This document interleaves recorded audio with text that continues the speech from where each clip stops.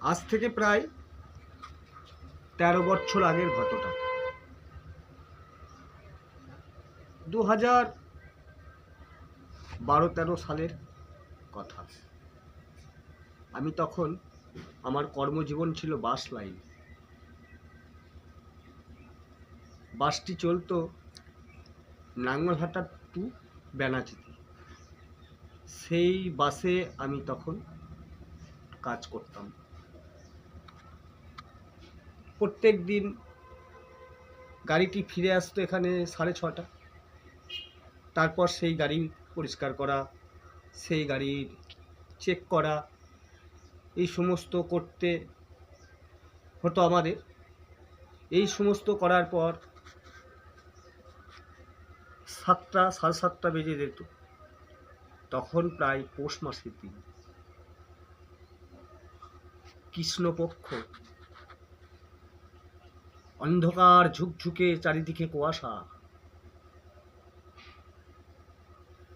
6টা বেজে গেলেই মোটামুটি গ্রামের সাইড রাস্তাঘাটে একদম লোক দেখা যেত না। আমার মতো হয়তো কেউ বাই চান্স, ভাগ্য ভালো হলে চোখে পড়ত।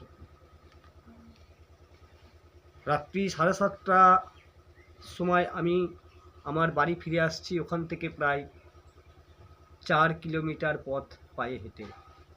শীতের দিন, ঘুসঘুসে অন্ধকার, কুয়াশা কুয়াশা ভাব, কনকনে ঠান্ডা।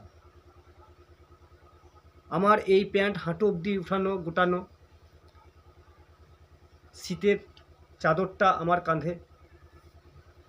আস্তে আস্তে হঠাৎ খাল্লালি বলে একটা জায়গা আছে, সেখানে আমার পাশের গ্রামের মুখে অগ্নি করা হয় এবং যারা আত্মহত্যা করে মারা যায় তাদের ওখানে দাহ করা হয়। ঠিক ওই জায়গায় যখন আমি এলাম, তখন একটা মনে হলো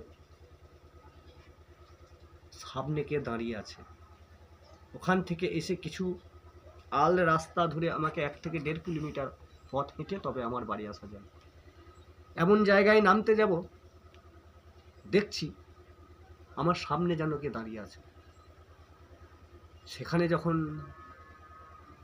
এলাম,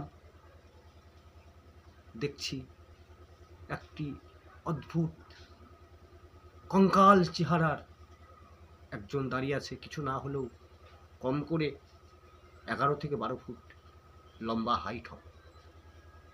হাতগুলো একদম সেই কিলবিল কিলবিল